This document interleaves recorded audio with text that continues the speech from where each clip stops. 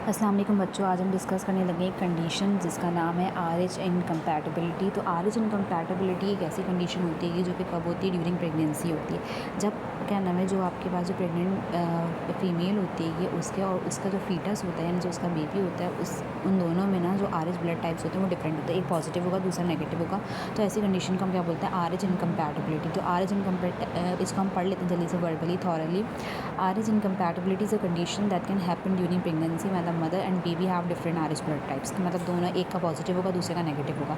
It can lead to problems if not manage properly. What is RH factor बच्चों? RH factor क्या होता है या RH प्रोटीन क्या होता है या RH एंटीजन क्या होता है? बेसिकली सबसे पहले डिस्कवर किया जाता है रीसस मंकी के रेड ब्लड सेल्स की सरफेस पे। और आपको पता है रेड ब्लड सेल्स को हम एथ्रोसाइट्स भी बोलते हैं, ठीक है। तो बेसिकली जो सबसे पहले इसको डिस्कवर किया था RH फैक्टर को, उसका नाम था लैंडस्टीनर, ठीक है। लैंडस्टीनर था हमारे पास एक साइंटिस्ट जिसने क्या नाम है रीसस मंकी की रेड ब्लड सेल्स की सरफेस पे, RBCs की सरफेस पे, एरिथ्रोसाइट्स की सरफेस पे क्या नाम है RH प्रोटीन को डिस्कवर किया था। तो फिर उसने ये ह्यूमंस में भी देखा कि भाई इसमें भी होता है। तो हाँ होता है। अगर आप अपना पॉपुलेशन देखो, सपोज़ करो जहाँ आप जिस एरिया में रह रहे हो वहाँ का आपने पॉपुलेशन काउंट कर लिया और उस पॉपुलेशन में 85% क्या नाम है आपके पास क्या होंगे, ऐसे होंगे लिविंग ऑर्गेनिजम्स, ऐसे ह्यूमंस होंगे जिनके रेड ब्लड सेल्स की सरफेस पे क्या होगा, RH प्रोटीन प्रेजेंट होगा। तो यानी 85% क्या होंगे आपके पास पॉजिटिव होंगे और जो बाकी जो 15% बच जाएंगे वो क्या होंगे, नेगेटिव होंगे। अब देखो जिनकी रेड ब्लड सेल्स की सरफेस पे RH प्रोटीन होता है या RH फैक्टर होता है वो क्या नाम है पॉजिटिव वाले होते हैं, जिनमें नहीं होता वो क्या होते हैं, नेगेटिव वाले होते हैं। बेसिकली जो इसकी क्या नाम है जो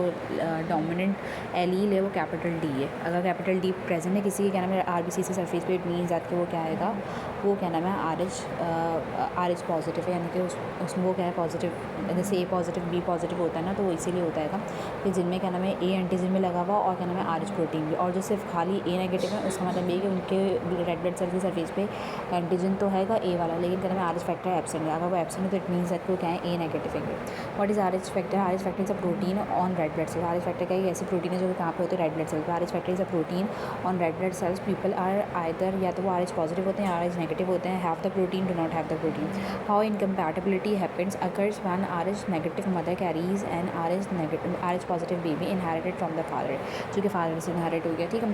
द मदर्स बॉडी में see the baby's RH positive blood as foreign and make antibodies against it. Usually happens after the first pregnancy because the first baby often sensitizes the mother without serious effects. Why it's problem, ठीक है। If the mother's antibodies cross the placenta in a later pregnancy, they can attack the baby's red blood cells causing hemolytic anemia, जो कि लो red blood sales होते हैं, jaundice, yellow skin, severe cases में heart failure और still birth, ठीक है। Prevention and treatment क्या हो सकते हैं? RH negative mothers get RH और D immune globulin around 28 weeks of pregnancy, and after delivery if the baby is RH positive, this prevents the mother from making antibodies. Early monitoring of the baby and treatment for anemia after birth is needed.